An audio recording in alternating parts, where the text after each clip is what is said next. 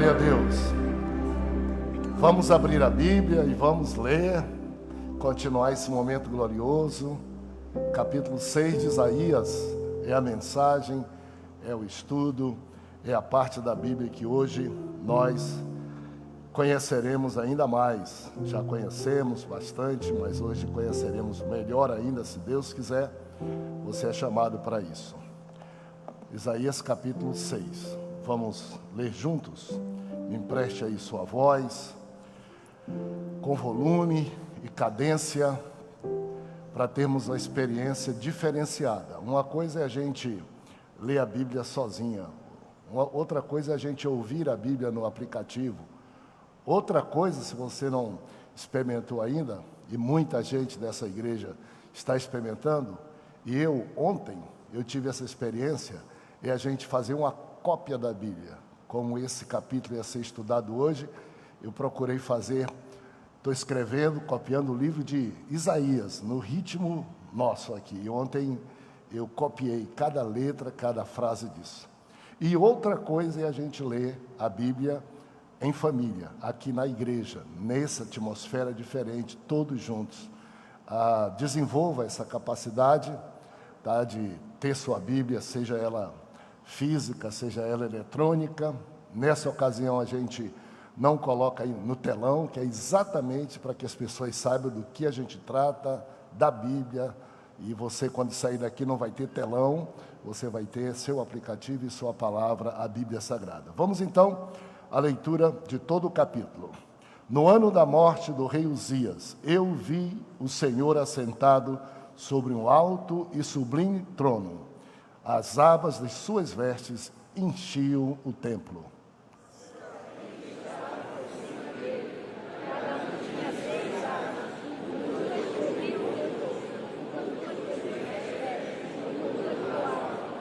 E clamavam uns para os outros, dizendo: Santo, Santo é o Senhor dos exércitos, toda a terra está cheia da sua glória.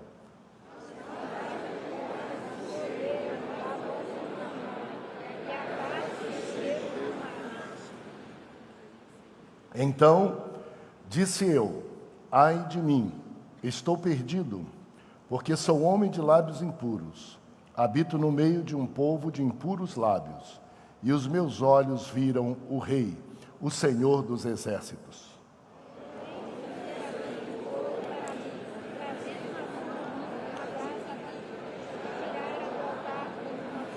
E com a brasa tocou a minha boca e disse: eis que ela tocou teus lábios, a tua iniquidade foi tirada, e perdoado o teu pecado.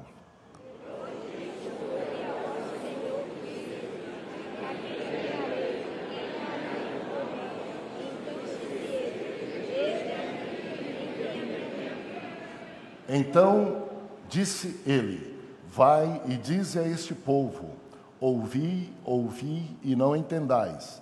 Vede, vede, mas não percebais.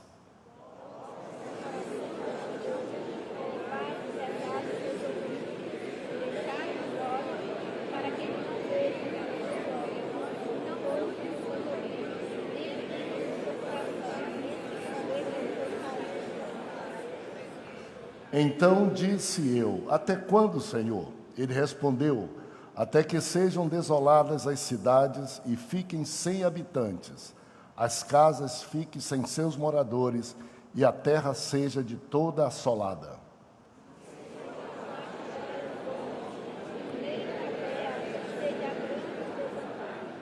Mas se ainda ficar a 10ª parte dela, tornará a ser destruída, como terebinto e como carvalho, dos quais, depois de derribados, ainda fica o toco.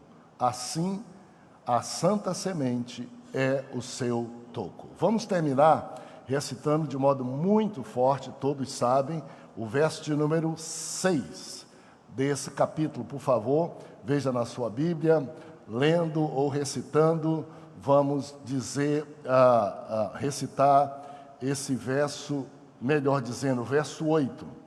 Verso 8. Verso 8. Se previna para isso aí. Vamos lá então. 1, 2, 3. Depois disto, ouvi a voz do Senhor que dizia: a quem enviarei? E quem há de ir por nós? Vamos gritar mais forte essa última frase, vamos lá? Louvado seja Deus. Tome assento, que capítulo abençoado e maravilhoso, nesse segundo estudo nosso, que nós estamos fazendo, o segundo estudo no livro de Isaías. Vamos fazer 13 estudos, como você sabe, essa igreja tem o compromisso. Quem vier domingo pela manhã e estiver aqui 1h30 conosco, além de um culto abençoado, que nós chamamos de culto da família, você ainda lê um capítulo da Bíblia e estuda um capítulo da Bíblia, na sequência da Bíblia, como estão nos livros da Bíblia, e essa vez nós estamos aqui com Isaías.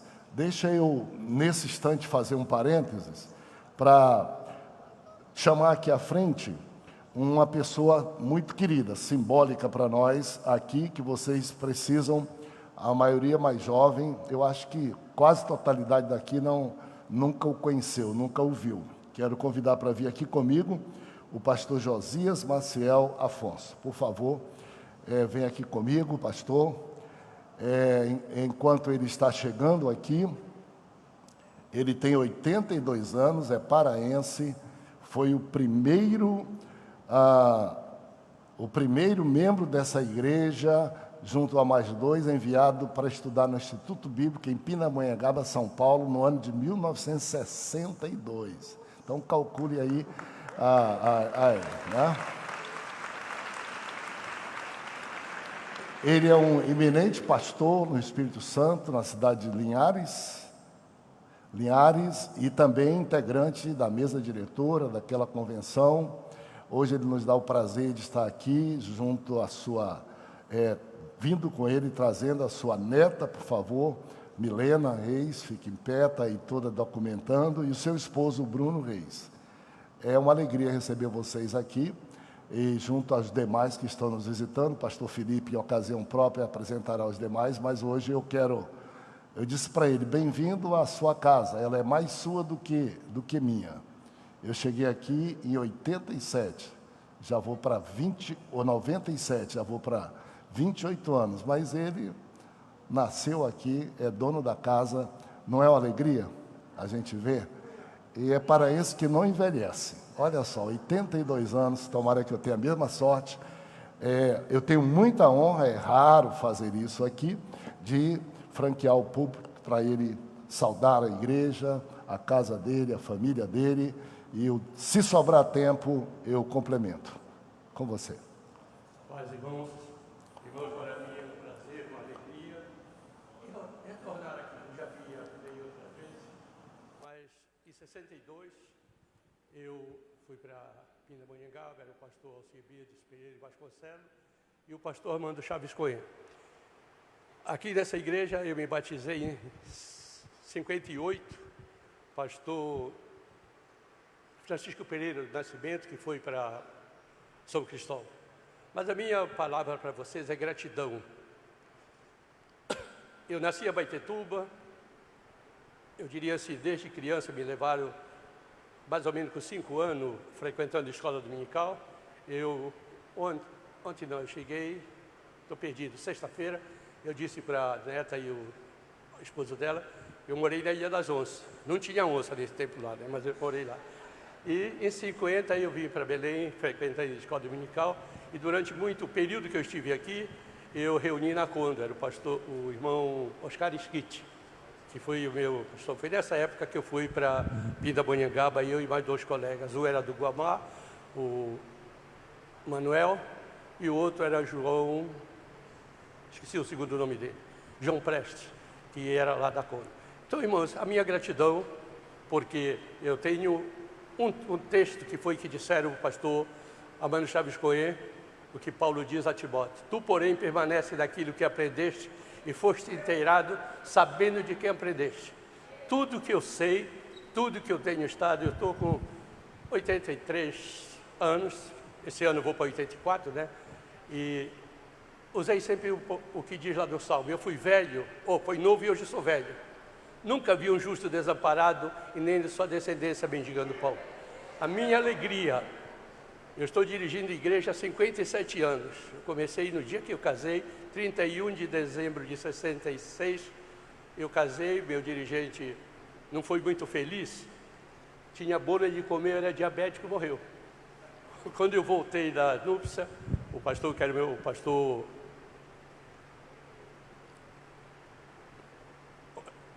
lembro que nessa idade eu não tenho mais memória, é vaga lembrança, né? O pastor lá do Ipiranga, o pastor Alfredo Riquidal, disse para mim, eu disse: pastor, e agora? Ele disse: agora você assume a igreja. E Deus tem sido bondoso comigo. Eu estou, não sei mais se eu sou paraense ou capixaba. Eu estou há 35 anos em Linhares, 40 anos no Espírito Santo. Então, Deus tem me ajudado até aqui. Sempre que eu posso, ainda tenho alguns parentes aqui, eu venho aqui. Mas eu diria a vocês, é minha gratidão.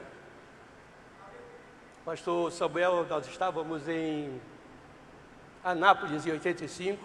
Talvez você não lembre o que você falou e eu lembro. E eu cheguei de manhã, era uma escola dominical. O pastor disse: olha, hoje você vai falar. Quando eu estava em pé, o pastor Alcebiades chegou. Ele disse para mim: olha, chegou o pastor Alcebiades. Jamais eu falaria num culto com o pastor Alcebiades na minha retaguarda. Então, eu não falei. E hoje é a sua escola, uma das teses que eu sofro. Eu jamais vou falar numa escola dominical de uma igreja que tem o pastor. Ele é o responsável e você é esse homem que está nesse dia que Deus tem colocado aqui. É um prazer para mim ouvi-lo.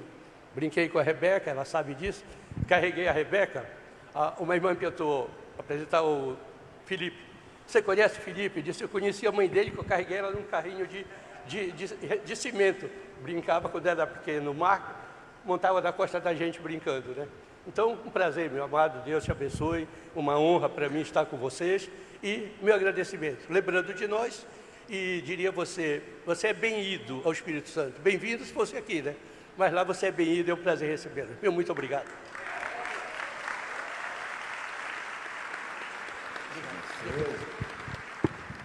Deixa eu te dar um abraço. Deixa eu perguntar da neta, ele tem algum problema de quebradura, de costela, de alguma coisa? Não, né? Então, um abraço paraense. Isso é o inverso. No princípio eu te carreguei. Agora eu... Mas a Bíblia diz, quando é novo, a gente vai para onde quer. Quando fica idoso, outros carregam, dirigem a gente. Eu disse: então... Deus, não faça isso comigo. Sem levar, eu já quero ir, depois de obrigado.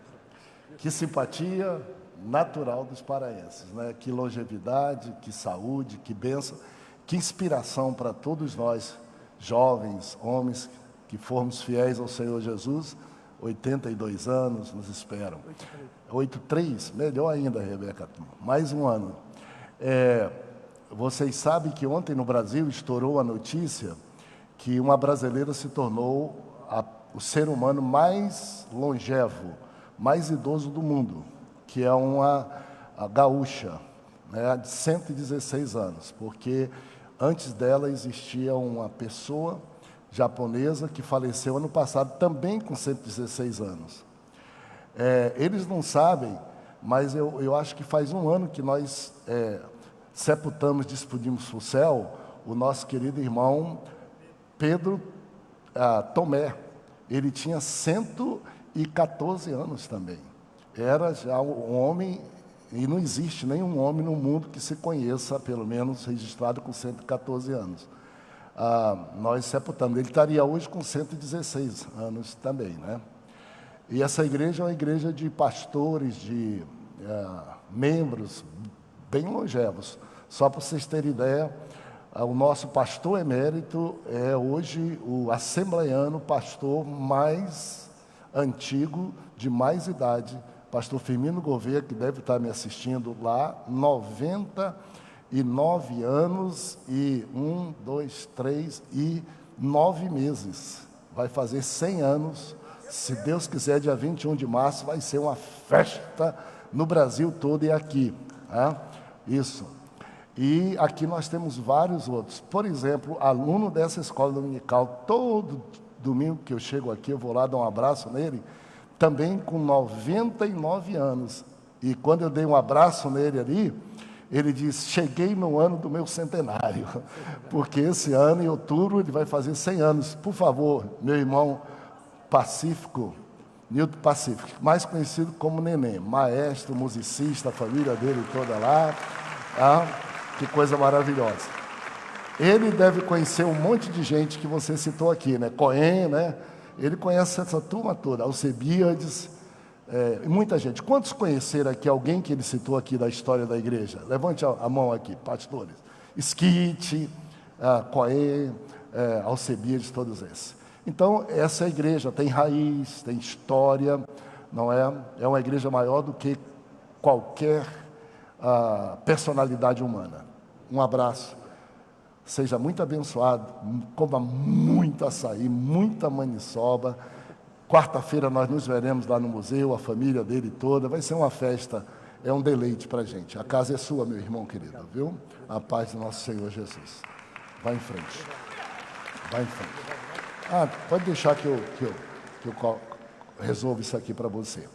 Para aqueles que são mais novos, essa é a nossa história aí. Eu não perco oportunidade como essa, tá?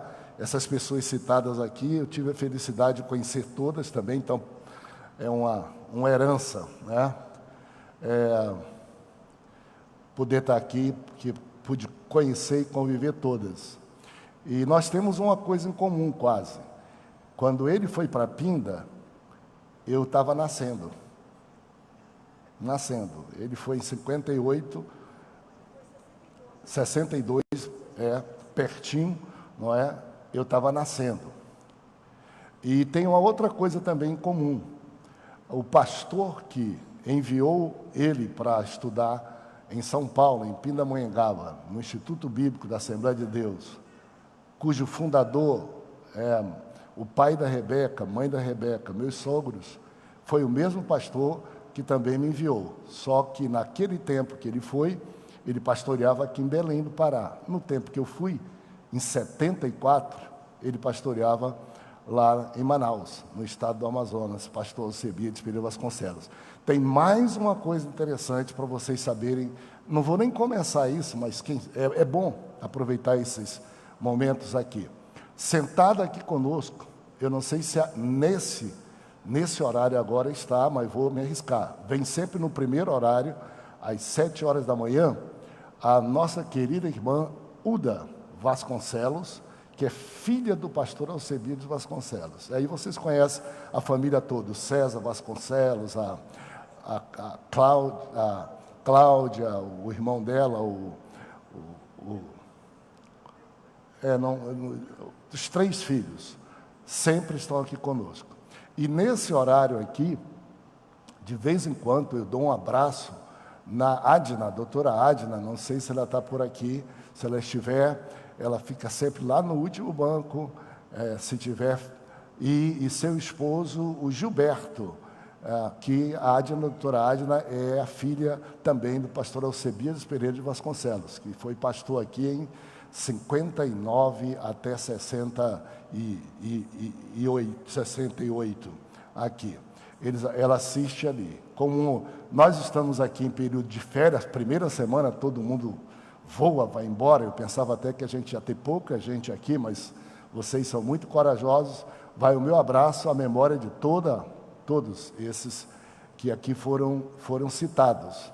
E Deus abençoe todas essas pessoas. É bom a gente ter história, lembrar da história, honrar a história. E uma das coisas muito boas nossas,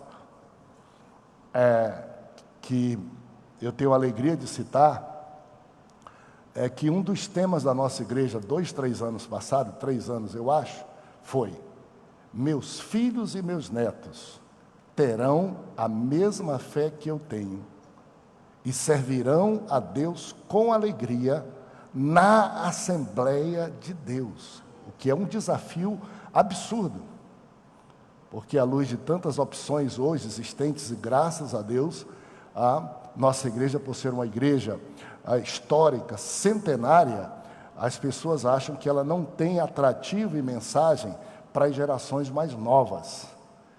E nós temos no coração, dado por Deus, o chamado e o dever e a obrigação de fazer com que a Assembleia de Deus continue relevante e atual para os seus jovens e para os nossos filhos, assim como ela foi em 1911 para os nossos jovens e para os nossos filhos. Ou seja, nenhum de nós líderes quer fazer da igreja Assembleia de Deus, a título de agradar a quem quer que seja, uma igreja museu, uma igreja que só atenda a geração antiga, uma igreja que esteja fadada a fechar as suas portas ou diminuir o seu tamanho por falta de mensagem e disposição de entender que igreja existe para alcançar a geração na qual ela está presente e não para ser referência histórica só para os outros. E a alegria está aqui.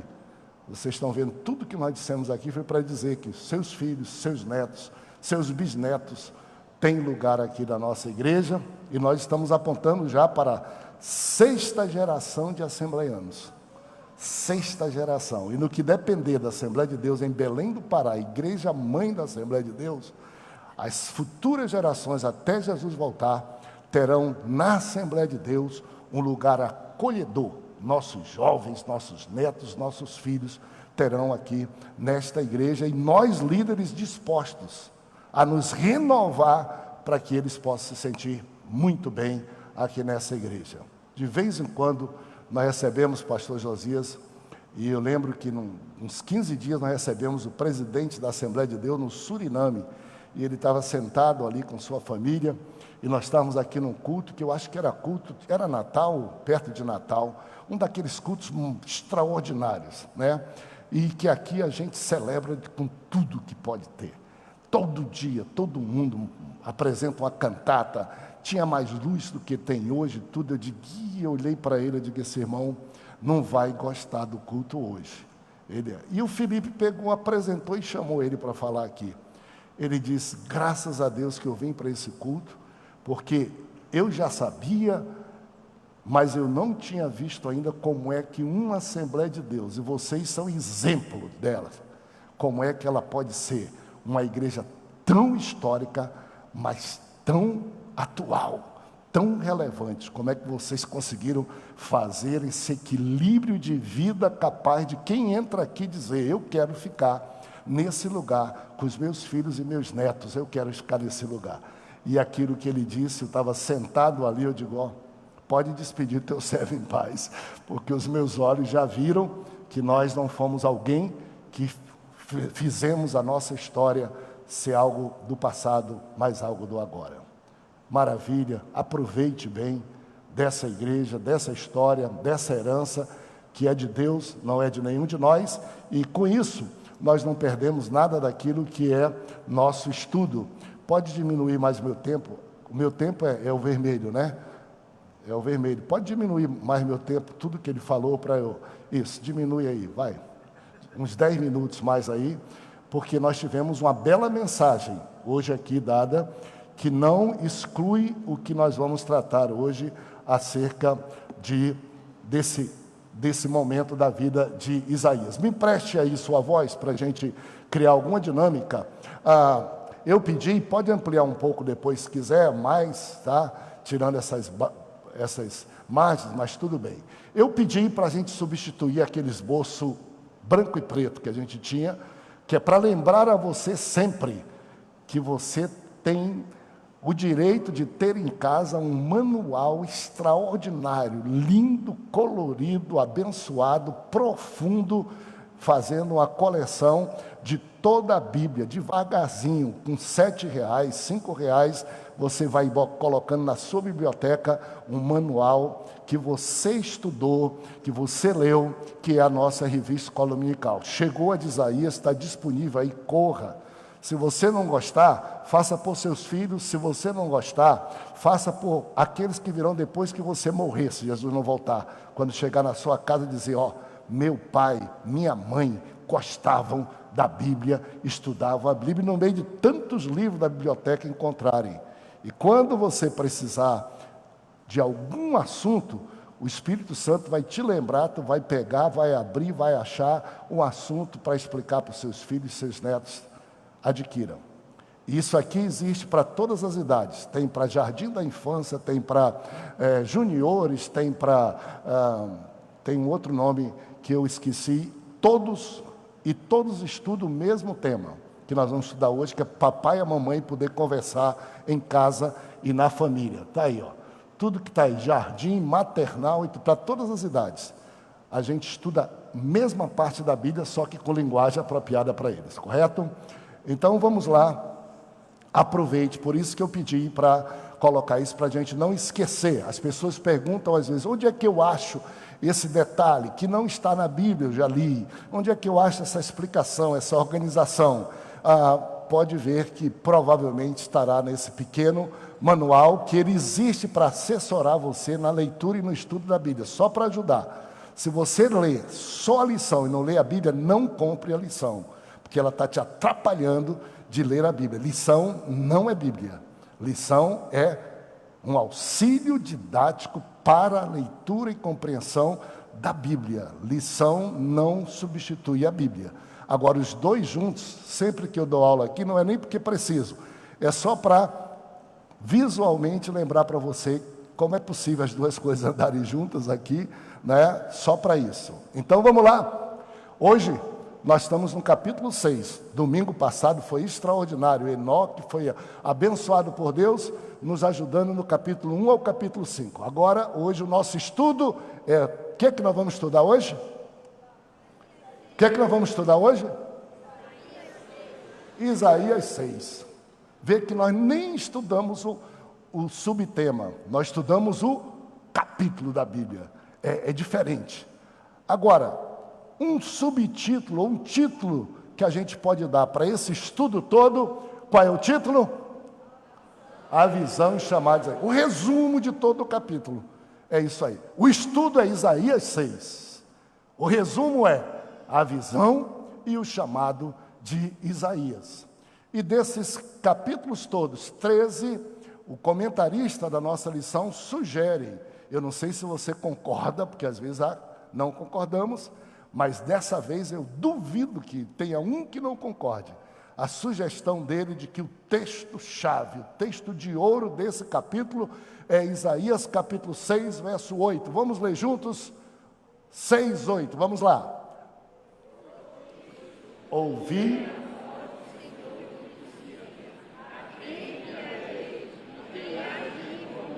Bem forte.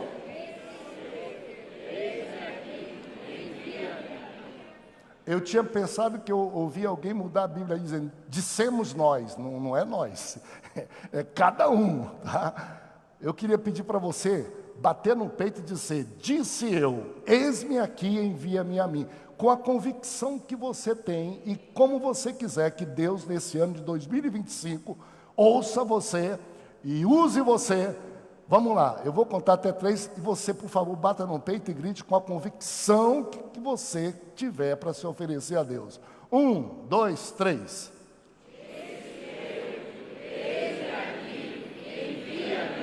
Que maravilha, quero aplaudir você, bater palmas para você, para isso que você está dizendo.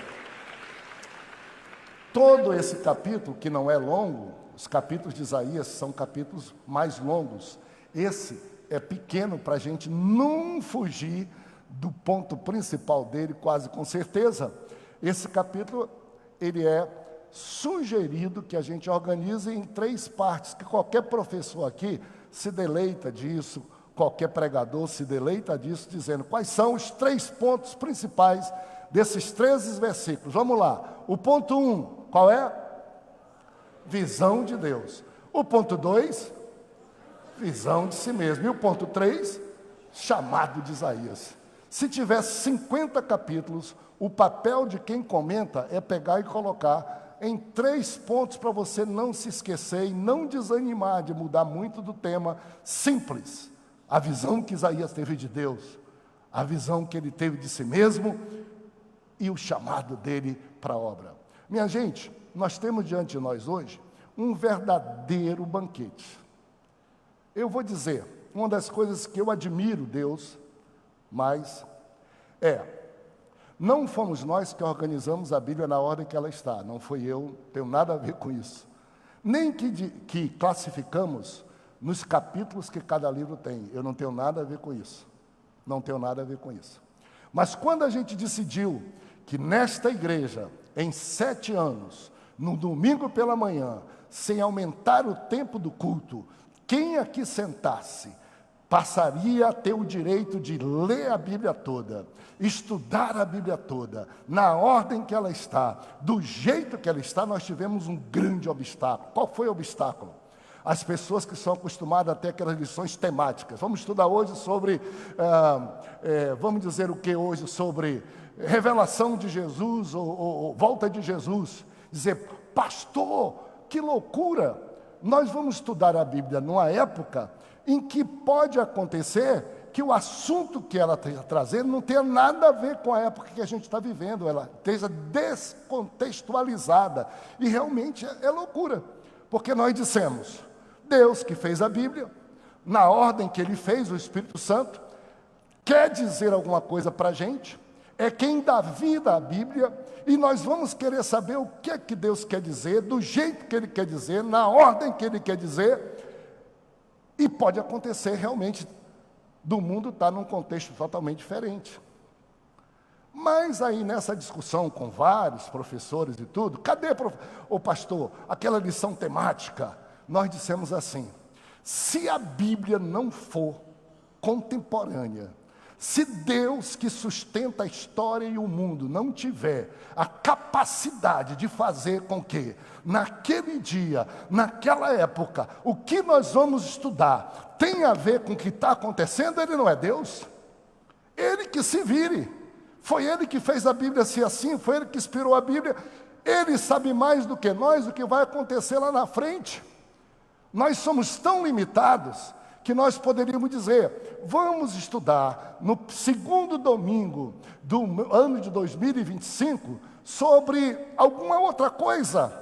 E acontecer do mundo mudar. E a gente ter uma lição, uma revista, um livro impresso que não tenha nada a ver.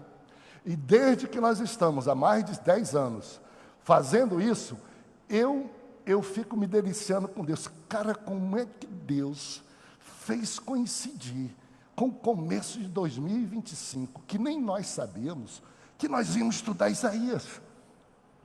Como é que Deus fez coincidir que no primeiro domingo, num domingo de ceia, que fosse o capítulo 6 que nós estivéssemos estudando? Eu fico deslumbrado com Deus. Vocês sabem que eu gosto dessa história toda, ficar muito deslumbrado com Deus. O mundo se deslumbra com outras coisas. E por enquanto eu estou limitado nas minhas argumentações, mas eu guardo algumas. E eu converso com muita gente. E às vezes as pessoas perguntam, pastor, o que é que há de mais importante acontecendo no mundo hoje? Se me perguntasse hoje, eu diria para você, provavelmente nesse ano e nessas futuras gerações, que chama-se geração beta, os filhos que nascerem daqui para frente chamarão geração beta. Já teve geração Z, Y, Bloom, não sei o quê, lá da guerra, Z, Y, K, já teve geração A, agora é B, que nasce daqui para frente. Sabe uma das coisas? A geração B, nesse momento, todo mundo está preocupado como é que vai fazer com a inteligência artificial. Que ponto que máquinas substituirão as pessoas? Essa é a maior preocupação. Incrivelmente, no mundo de hoje, até os grandes países do mundo estão assim. E as pessoas vêm e dizem, pastor, eu digo, olha, deixa eu dizer para você uma coisa, parabéns a quem inventou a inteligência artificial. Para mim, ela não vai substituir as pessoas, para mim, ela vai ser escrava nossa, nós saberemos dominar e usar isso. Tudo que é novo causa surpresa, mas nós saberemos, ela depende de nós. A prova que ela depende de nós é que foi criada por alguém humano. Nunca vai conseguir mandar. Quem cria, o Criador é maior do que quem criou. É por isso que eu fico invocado às vezes que dizem, Maria é Deus, João é Deus, não sei o que é Deus. Eu digo, vem cá, ele foi criado por alguém? Ele nasceu de alguém? Então ele não pode ser Deus. Deus é quem criou, Deus é quem é maior. Deus é quem fez, Deus é quem está acima, não pode ser feito. E eles admiram muito, eu digo, eu também admiro. Pastor, o que o senhor admira? Para mim, o mais revolucionário, já disse isso várias vezes para vocês aqui. Se perguntarem para mim, duas coisas ainda me fascinam aqui, sabe? Primeira, eu acho que o telefone celular foi a maior revolução que aconteceu no mundo nesses últimos dias. De todos os sentidos, acessibilidade, comunicação, rapidez nas coisas. Cada pessoa leva no seu bolso, para mim foi isso, telefone celular. Quem foi que inventou propriamente disso? Faz muito tempo isso aí, mas um dos principais divulgadores aí é Apple, é Bezos, como é o nome do outro, do principal dono e fundador que já faleceu, Steve Jobs. Uma outra coisa que me fascina, avião, até hoje. Minha gente, como é que pode? 500 toneladas voar do jeito que se voa, e foguetes, eu sou fascinado por isso. Eu sou fascinado. E quem disse que inventou a aviação foi Santos Dumont para nós, senão foi os irmãos Wright dos Estados Unidos. Existe uma briga para nós, é Santos Dumont. E a pessoa diz, ainda bem que eu encontrei um pastor de cabeça aberta que admira a ciência. E eu deixo eles ficarem felizes, alegres. Quando eles acalmam, eu digo assim, eu tenho uma coisa que eu admiro mais do que isso.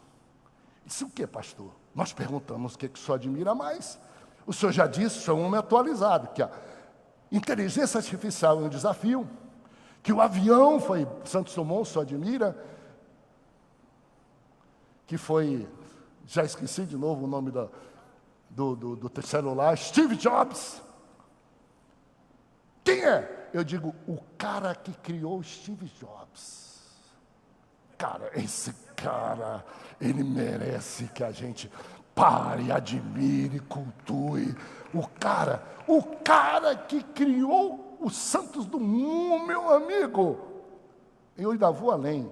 O cara que criou o universo, capaz de um homem dizer assim, eu vou criar um avião e ele vai voar, porque quem criou o universo garante que o ar vai sustentar, garante que a luz do dia vai existir, garante que a luz da noite vai existir, garante que não vai mudar nenhuma circunstância da atmosfera para poder as referências do telefone celular. Quando acontece um relâmpagozinho, o cara treme, o celular treme, e aí está o universo todo. Esse cara, que é ele? Ele diz, eu digo, é Deus, os céus proclamam a glória de Deus. Eu admiro o Senhor da Bíblia. Como é que um livro escrito por mais de 40 homens, até 2000 anos atrás, hoje é lido e é atual? Como é que eu estou aqui em Belém do Pará, vendo essa história toda, e no primeiro domingo do mês, o Senhor Deus decide que nós vamos pensar, pode colocar de volta aqui, sobre o que acontece na vida de um crente quando ele vai na igreja. O que acontece quando um crente tem uma experiência profunda com Deus, o que acontece com ele? E o que um crente deve responder e fazer quando ele tem a chance, o privilégio de se encontrar com Deus e de ouvir um apelo divino? É isso que nós temos hoje aqui. E nós vamos começar o ano de 2005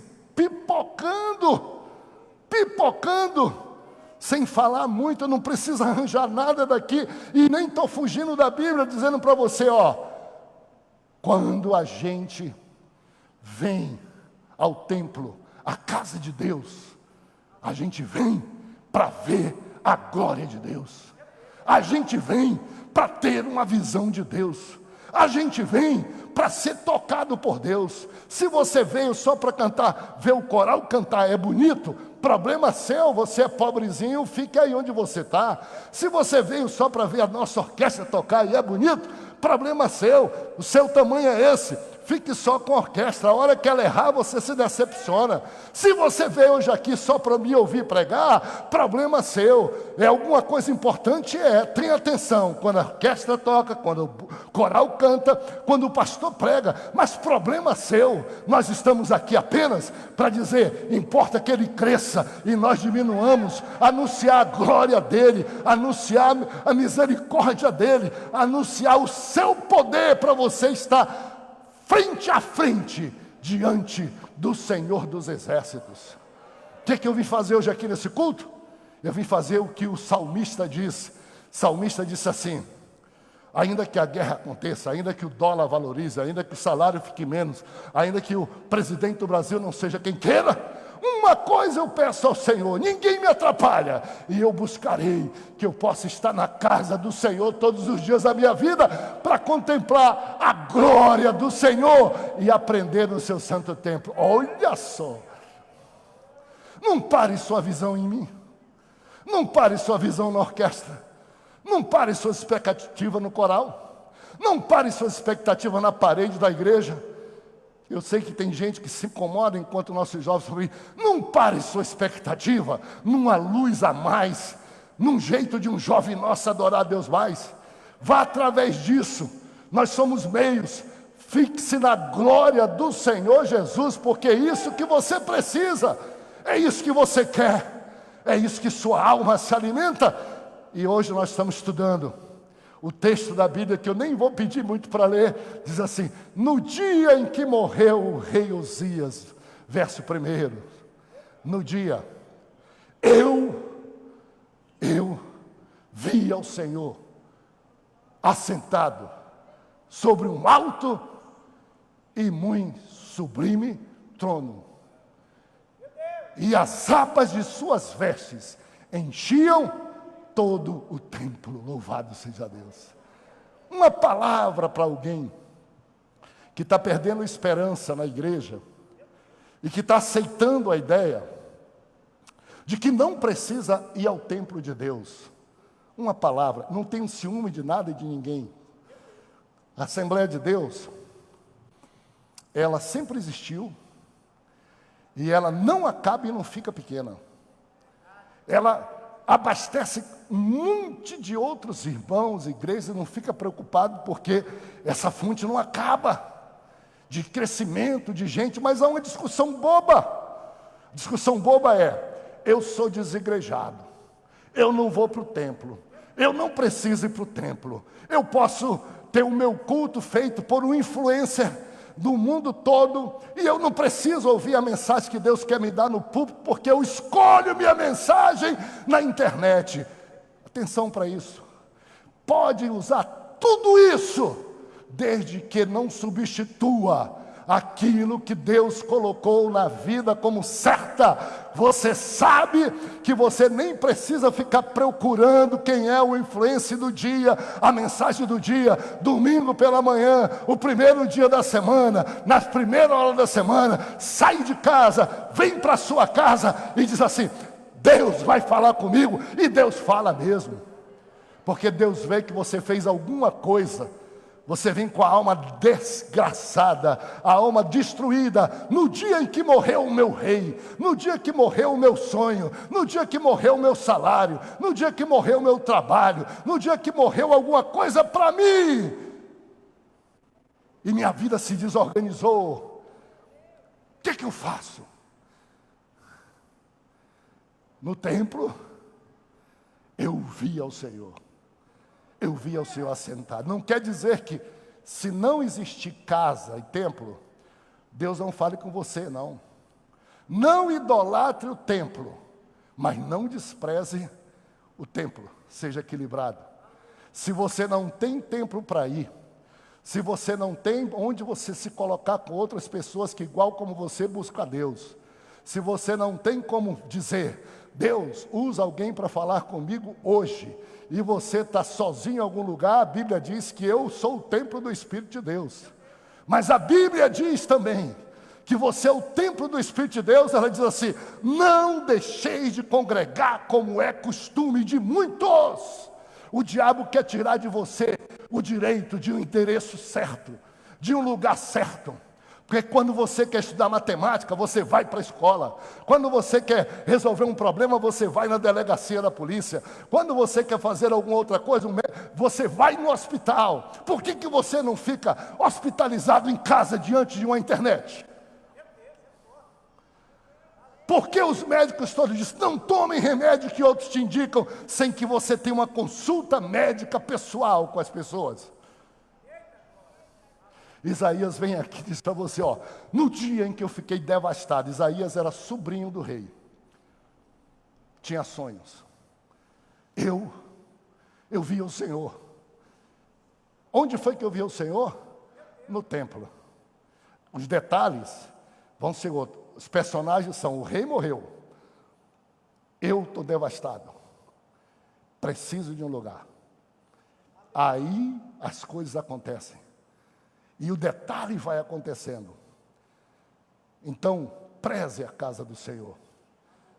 Lembre que o Senhor Jesus disse: o zelo da tua casa me consome. Quando a Bíblia diz: o zelo da tua casa me consome, muitos dizem assim: está vendo? O chicote, muitos que nem vêm à igreja, o chicote de Deus, não podia ter comida depois da ceia, não podia fazer não sei o quê, não podia foi isso, olha o chicote de Deus, olha o chicote de Deus. Deixa eu te falar uma coisa: o zelo da tua casa me consome a primazia, o valor que eu dou à tua casa, o zelo que me faz ir à tua casa.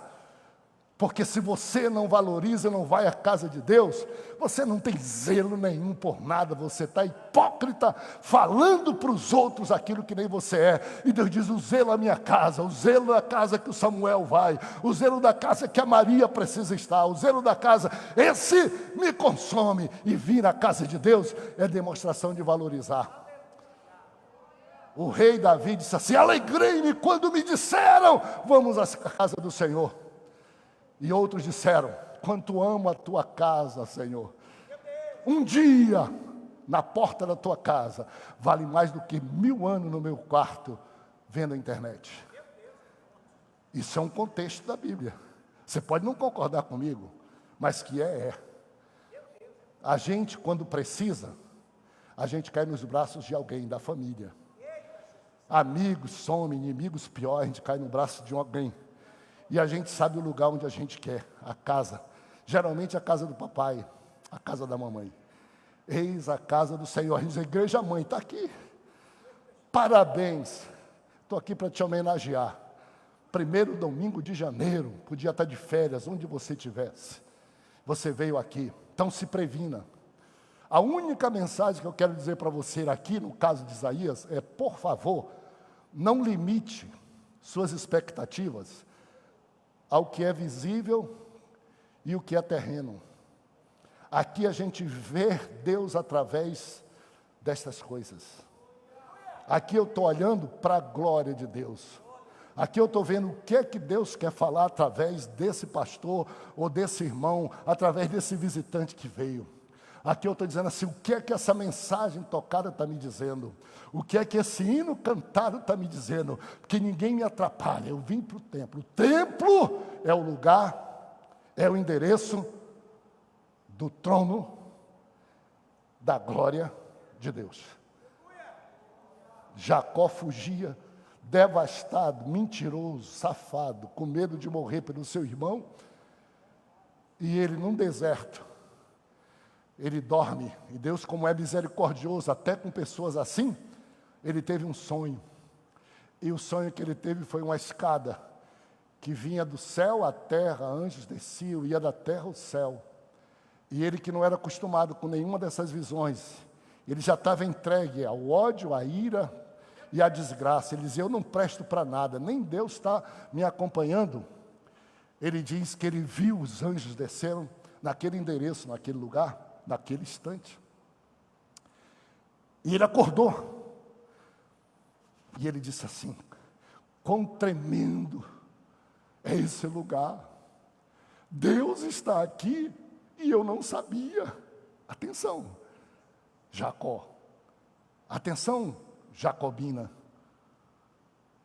Quão tremendo é este lugar. Lá foi um deserto e uma pedra, que se tornou depois uma coluna, um altar e um templo. Quão terrível, quão maravilhoso esse lugar. E eu não sabia. Grande parte pode dizer: eu não sabia. Maior parte que está aqui diz: eu já sabia.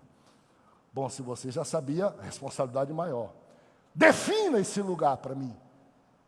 E Jacó, naquela angústia, definiu: este não é outro lugar, senão a casa de Deus e a porta do céu. O que esse templo é para ti, irmão? Defina. Quando você precisar. Quando é que vai ser? Há pessoas que só se lembram da igreja, sabe quando? Quando um parente morre, ou quando eles próprios morrem. E diz assim, peça ao pastor para fazer o serviço fúnebre na igreja. Desperdiçou a glória do templo, a experiência do templo, a vida toda. Quando precisou ser carregado por alguém, disse, por favor, me ceda uma sala, me ceda um lugar. Me ceda um lugar. Deus de Isaías, Deus nosso, Deus que está aqui mexendo com a gente, daqui a pouco a ceia, em 2025 está dizendo, por favor, ei, aproveita o templo, vá para lá quando você está alegre, vá para lá quando você está com angústia, quando você estiver alegre, vá para lá e adore a Deus como se você estivesse sozinho, adore, nada te atrapalha. Quando você estiver em angústia, vá para lá e não deixe que qualquer barulho, qualquer coisa te distraia, porque nessa angústia você vai ter uma experiência que você vai sair diferente. E não é possível vir a essa casa com o coração definido, sem sair daqui diferente do que a gente entrou. Nem pastor, nem crente, nem membro. Sabe por que eu estou aqui? Eu estou aqui porque hoje eu vou sair daqui melhor. Eu vou sair daqui, nem o diabo sabe o que Deus preparou para mim no ano de 2025, e já logo nesse começo. Porque nem olhos viram, nem ouvidos ouviram o que Deus preparou para a gente. Eu estou aqui diante de você. A paz do Senhor, irmão Isaías. A paz do Senhor, irmã Isaías. Bem-vinda ao templo, irmão Isaías. Bem-vinda ao templo. Bem-vindo à Assembleia de Deus, Templo Central, Igreja Mãe. Bem-vindo ao lugar onde nasceu a Assembleia de Deus. E é verdade que tem muitos lugares onde nasceram coisas que hoje estão até fechadas. Mas no caso da igreja, o Senhor disse, eu edificarei a minha igreja e nem as portas do inferno prevalecem contra ela. Quando fecha um templo, não é que fechou a igreja, não. É que de algum modo houve algum descuido com aquele grupo local daquele templo. E aqui nós estamos há 113 anos abanando o fogo do Espírito. O fogo arderá continuamente no altar e não se apagará. No que depender de mim, no que dependeu de Gunnar Ving, Daniel Berg, no que depender de um futuro pastor, se Jesus não voltar antes de eu deixar o pastorado aqui, o que depender desse futuro pastor é ter aqui um altar de fogo aceso com a glória de Deus, para que você se encontre com Deus. Você não veio aqui ver um culto, você não veio aqui ser espectador de um culto, você veio aqui ter uma experiência com Deus. Culto é experiência com Deus, é lugar em que a gente se joga, abre o coração, e tudo quando a gente faz com toda a força, com toda a graça. A gente canta com o coração, a gente dá oferta com o coração, a gente dá dízimo com o coração, a gente traz comida com o coração, a gente toca com o coração, a gente toca com glória a Deus e aleluia da alma.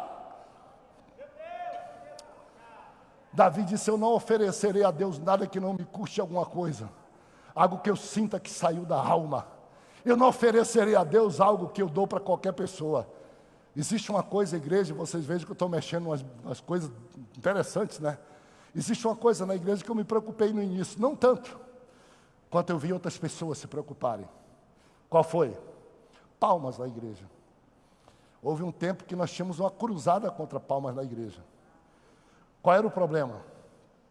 O problema, até hoje existe, e eu não critico cada um com seu zelo, igrejas onde é proibido bater palmas. Eu sempre acho que quando a gente precisa proibir algumas coisas, é porque a gente é incompetente para poder fazer aquela coisa, ter o lugar certo dela. Quantos aqui lembram, quando surgiu o rádio, que a igreja proibiu dizendo que era caixa do diabo? Quantos? Levante a mão, que era proibido usar rádio. Não tem ninguém não nessa época, só eu que sou velho, levanta a mão. Era proibido, a gente ia para o culto e o pastor pregava todo o culto. Não use rádio, vai ser disciplinado. Quantos aqui ouviram que televisão é do diabo, a agência do diabo, que é proibido, você não pode cantar no coral. Quantos levantam a mão aí para mim? Pode levantar, eu levantei a mão, meu amigo. E a rádio permanece. Deixou de ser pecado? Não. A Bíblia mudou? Não. Homens disseram que é, não é. Televisão é pecado? Não. São veículos que eu controlo se eu quiser. Vejo o que eu quero, se eu quiser. Então tem gente que diz, eu sou crente e eu não tenho rádio, não tenho televisão. Parabéns. Quer uma resposta para você? Eu vou dizer, eu sou crente e tenho rádio e televisão. Você diz, mas como é que pode? Eu, porque sou crente, não tenho. Você diz que porque você é crente é. Porque se eu sou crente, em primeiro lugar está o Senhor, em primeiro lugar está a minha fé, em segundo, terceiro e quarto lugar está a televisão, está a rádio, ela não me domina, eu é que domino, o celular, a internet, eu é que uso.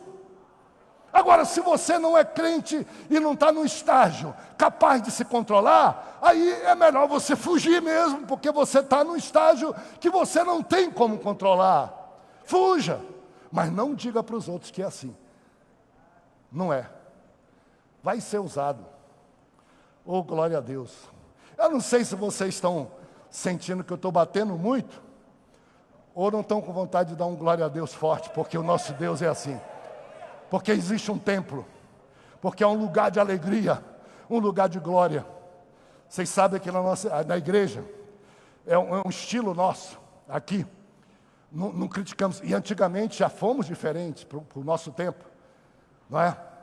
Por exemplo, nesse nosso culto aqui, nós nunca dizemos, agora você vai ouvir o principal desse culto, que é a pregação, nós nunca dizemos, porque nós não queremos levar o pecado, de dizer para um crente que ele vem para a igreja 7h30 e tudo que aqui é feito até 8h30 não é importante. Se não é, não faz parte do culto. Se não é, tira do culto. Porque culto só é para coisa importante. Mas antigamente, imagina Isaías chegando no templo. Ele diz assim, eu estou cansado. Porque eu cheguei aqui, o culto está começando meia hora atrasado. Quando começou o culto, o pastor não estava, os crentes não estavam, a banda não estava, a orquestra não estava. E começou o culto, um lero-lero para lá, lero-lero para cá, lero-lero para lá. Desisti e cansei. Nessa igreja, nós colocamos o ideal. O melhor do culto começa logo no começo. Se é o melhor, dá o primeiro lugar.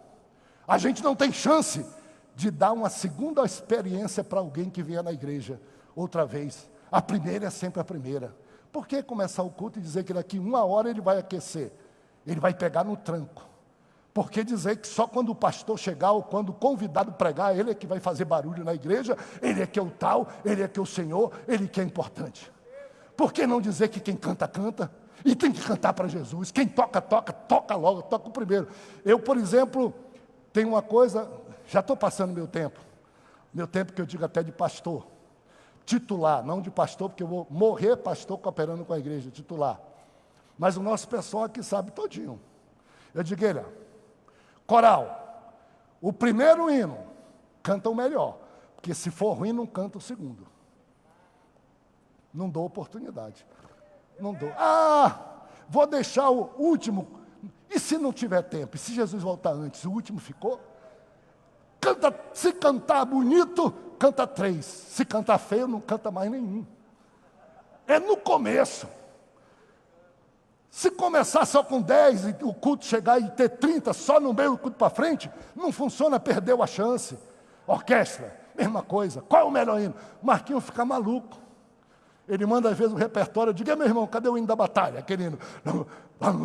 Cadê o da batalha? Bota aí. O que você vai cantar? Bota um negócio alegre. Crente vem cansado.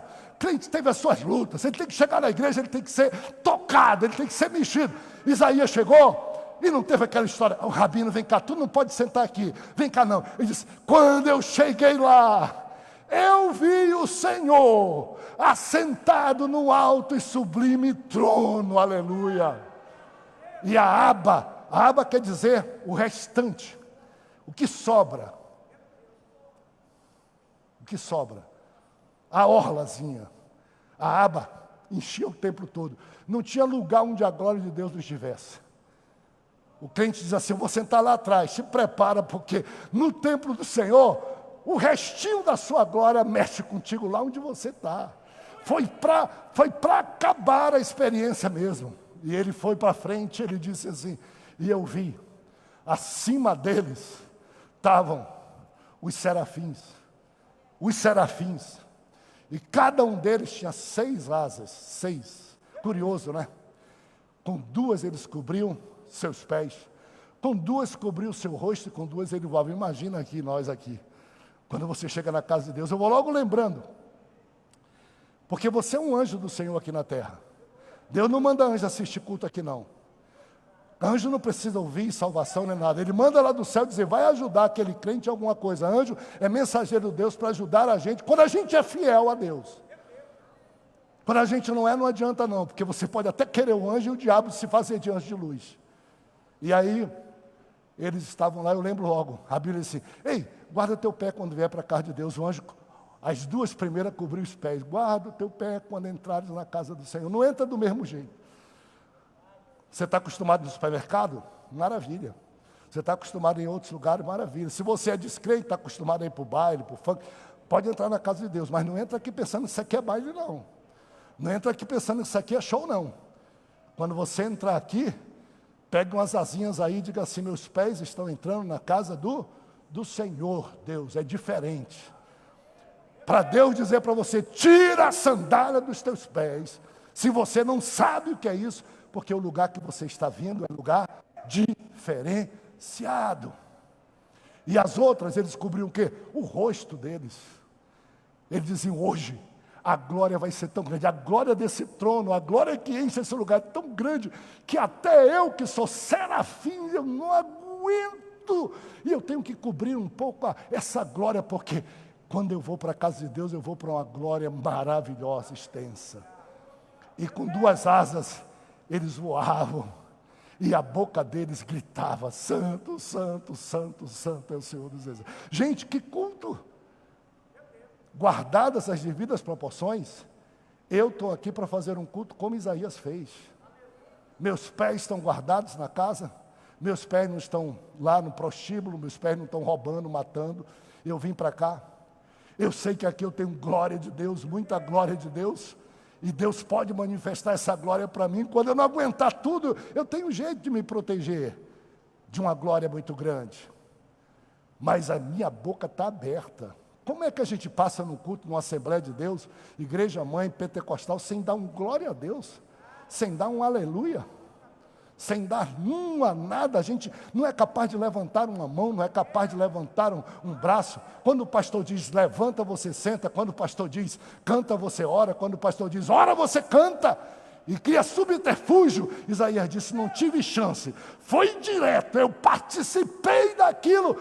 E quando eu ouvi esses serafins dessa forma, a minha reação foi olhar para mim e dizer, puxa, que contraste! Se um serafim, quando está na presença de Deus, cultua ele assim, eu, um pobre mortal, miserável, pecador, que pela graça de Deus fui salvo, chego no culto e não faço nada, não me ajunto nada, não aprendo nada com quem presta culto a Deus no céu. Existem anjos, arcanjos, querubins e serafins, são os critérios. Serafim é o mais alto grau de santidade, só trata da santidade de Deus. E olha o entusiasmo dele diante de Deus. E nós aqui, miseráveis mortais, em casa a gente é alegre, na rua é alegre, fazendo outra coisa a gente é alegre, na casa de Deus a gente é uma estátua, a gente é um mármore frio, a gente é carrancudo, a gente não tem graça de Deus. Não vou recomendar a você não, porque nada que na casa de Deus se faça tem que ser feito humanamente, carnalmente, mecanicamente não. Mas eu vou lhe dizer uma coisa, espiritualmente, eu quando entro aqui nessa casa, eu entro fazendo aviãozinho. Eu não faço assim para você não dizer que eu sou exibido. E nem para pensar que você fazendo assim, você está fazendo para Deus, você pode estar fazendo para os outros verem. Mas no seu espírito, Diga santo, santo. No seu espírito, olhe a ponto de você dizer, a glória está demais. Na sua casa faça isso. E aí ele viu isso. E por fim, fique em pé comigo. Você pode estar perguntando para mim assim, Isaías. Oh, tudo bem, Benedito? Rapaz, bem-vindo, meu amigo. O Benedito aqui é um dos grandes músicos e maestro nosso. Ele quase morre, quase vai para o céu. Antes, mas ele está aqui. Deus te abençoe. Que coisa maravilhosa, o Benedito aqui com a gente. Tudo bom, bonito, você está aqui com a gente também. Você diz assim, ó, a maior armadilha do inferno. Mas isso era Isaías. Isso não é para mim. Deixa eu lhe dizer uma coisa.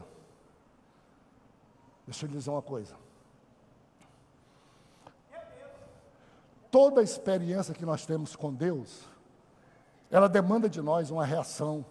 Ela demanda de nós uma resposta. Toda. Não se exclua. Você diz assim, essa experiência de Isaías foi isso, porque Deus chamou ele para ser um profeta, para uma missão especial que você vai estudar. Atenção, Deus dá experiências para todos nós, na medida da missão que Ele tem para nós naquela hora, porque Ele sabe que nós não temos por nossa próprio meio condições de fazer alguma coisa especialíssima se não tiver uma experiência aqui. Mas não foi só para Isaías que Deus fez isso, não. E nem só foi para aquele que chamar para ser profeta.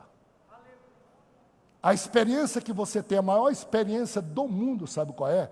É a salvação em Cristo Jesus. Não tem dinheiro que pague, não tem experiência que pague. A salvação, você não podia ser... A salvação, perdão dos seus pecados, é uma experiência que você lembra? Não foi legal? Não foi interessante? Você não mudou de vida? Toda a experiência que Deus dá. Todos nós que somos salvos em Cristo Jesus, temos um chamado divino, temos um ministério divino, todos. Isso, eu repreendo o diabo em nome de Jesus, que tem dito que só pessoas de paletó, gravata, só pessoas que têm título de pastor, e pega e deixa a igreja toda de braço cruzado. O diabo ri quando a igreja toda não trabalha e só 10% trabalha. O diabo tem medo de você, que está parado dizendo assim, um dia eu vou ser como pastor, você já é. Posso lhe dizer uma coisa? Você pergunta, pastor, como é que o senhor chegou até aí? Eu não sei, eu só sei que um dia Jesus me salvou. Eu sentei no banco da igreja, vinha para o culto, dava oferta, orava, dava glória a Deus, evangelizei meus parentes, na escola que eu trabalhava, eu carregava o testamento, e aí Deus olhou e disse, estou precisando de uma missão especial, eu vou fazer alguma coisa a mais para você cumprir essa missão, porque eu gostei que você cumpriu essa básica. Quem é fiel no pouco, eu coloco sobre muito. Eu desafio todos nós, amigos. O que é que nós estamos fazendo com a salvação que Deus nos deu? Qual a resposta nós estamos dando para Deus? Essa salvação gloriosa, esse céu que te espera. Quando foi que você compartilhou com seu parente dessa salvação? Quando foi que você disse, quando eu fui salvo, eu ia para o inferno, eu estava perdido, Jesus me salvou, Ele falou comigo. E o que foi que você disse para Ele? Ah, eu quero ser salvo, muito obrigado, não estou nem aí para ti, eu só quero o céu. Tu está pensando que Jesus dá para você as coisas, para você se tornar inútil, irrelevante? Depois dessa experiência toda de Isaías, o Senhor fez um chamado. Ele não fez o chamado a Isaías. Lê na sua Bíblia. Sabe o que foi que... A Bíblia diz assim, depois dessas coisas, do altar com Atenais, de eu me sentir miserável, atenção para isso, Isaías se sentia miserável. Será que você se sente mais miserável do que ele? Ele disse assim, meus lábios são impuros, não prestam. Meu povo é um povo de impuros lábios. Jesus tinha que dizer assim, então fica para lá. Ele disse, não te exclui não, não te desculpa não, eu resolvo, eu purifico os teus lábios. Eu tiro a tua iniquidade. Depois disso, pela primeira vez Deus falou. Antes só Isaías falou, só os serafins falaram. E então ouviu-se uma voz dizendo: a quem enviarei? Quem há de ir? Quem há de ir? Diga comigo isso, essas frases. Vamos lá. A quem enviarei, quem há de ir? Vamos lá. A quem há de ir? Atenção. Tem uma porção de crente, com isso eu acabo, que diz assim: para eu falar para uma família minha, para eu falar para o meu patrão, para os meus amigos, para o meu vizinho, só se Deus aparecer para mim, como apareceu para Isaías. Só se Deus falar direto comigo. Só se Deus chamar a mim. Deus não chamou Isaías, não. Deus não chamou Isaías. Se Deus tivesse chamado Isaías, Isaías diria assim: então o que estava no trono olhou para mim e disse: Isaías, tu podes, tu queres, estou te enviando. A descrição da Bíblia não é essa.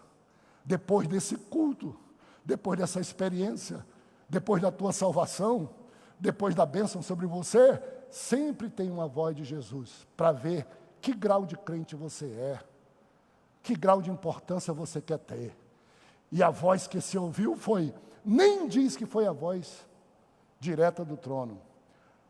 Os serafins, arcanjos e aquela glória, aqui enviarei. Quem há de ir por nós? Eu não posso mais ir. Você anjo, arcanjo, você não pode. Lá está o exército de homens. Quem há de ir por nós? Isaías disse: ei, para com isso. Depois de tudo isso, eu. Quem poderá ir por nós na casa para pregar a tua família? Quem poderá ir por nós? Deus e os anjos perguntam: no teu emprego, na tua escola, quem? Essa experiência só teve boa conclusão. Deus não forçou. Deus não pressionou Isaías. Ele fez uma pergunta: quem? E eu termino. 2025.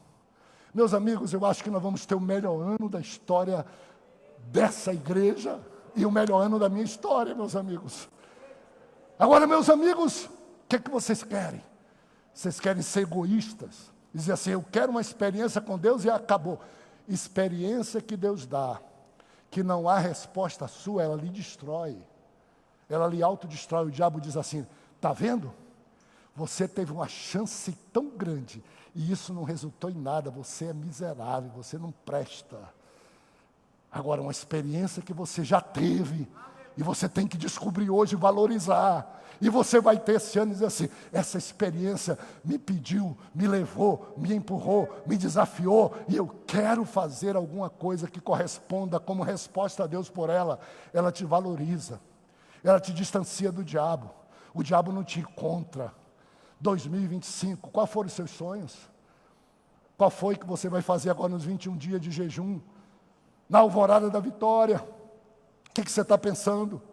Eu já estou mais velho, nem estou mais nesse negócio de fazer muitos sonhos, mas eu já fiz os meus. Já estou com um monte deles aí, para um ano, para o mês e para cada semana. Eu estou aqui comigo dizendo: ih, rapaz, eu já julgava que Deus estava aceitando minha velhice, estou tirando o pé do acelerador, e Deus está dizendo: se tu quiser, vai morrendo, vai te enterrando, mas se não quiser, te prepara, tem nova coisa aí, te prepara. Agora, meus amigos, o resultado é: que resposta você dará? No quartel onde você está, precisa de um profeta de Deus. Quem enviarei ao quartel, ao hospital, à escola, às pessoas de rua? Quem enviarei? Feche seus olhos.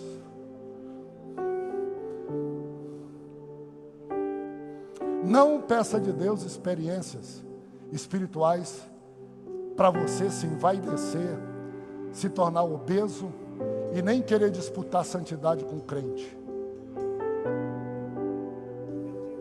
Se você quer ser usado por Deus e quer sentir que Deus está fazendo a sua vontade em ti, comece pela missão mais importante. Comece no que é certo. Comece fazendo o que Jesus não titubeou. Diz: Deus amou o mundo de tal maneira. Jesus que desceu do céu, Ele não titubeou. A missão mais importante tua e minha é viver e testemunhar de modo que pessoas voltem para Deus. É ganhar pessoas para servir ao Senhor. Deus criou todo mundo, todos são criatura de Deus, e o coração de Deus chora por teu parente, por teu esposo, por teu filho, por aquele homem que está indo para o inferno e que ele quer ouvir a palavra, mas só tem você. E Deus está perguntando: quem eu envio? Quem eu envio? Quem eu envio? Quem eu envio? E você tem a chance, você está dizendo: eu vou chamar o pastor. Cale sua boca. Você não está para chamar ninguém, você está para responder. Não se esconda de Deus, responda por ti: quem enviarei? Não diga assim: o pastor vai, minha esposa vai, meu filho vai. Esse vai ser o ano em que você vai descobrir isso. Não vai ser o ano só da COP, não. Você vai se redescobrir, você vai sair com a missão hoje daqui. E eu vou fazer a voz que ecoou. E eu gostaria que, nessa hora que o Espírito de Deus está aqui, o trono dele está, que cada um de nós responda do modo que achar que deve. Mas responda forte, como Isaías. Aí diz: não precisa perguntar mais não, já entendi, sou eu. Não vou deixar passar.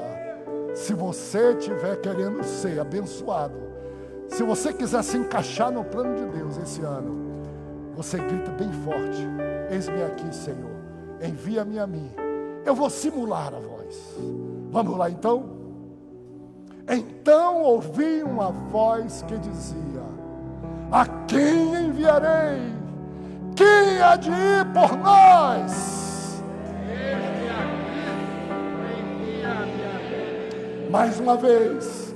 Então ouvi uma voz dizendo: quem enviarei? Quem há de ir por nós? Deus te abençoe. Servo e serva de Deus, Deus te abençoe. Deus te abençoe. Deus te abençoe na tua decisão. Deus te abençoe. Deus te abençoe. Vamos juntos.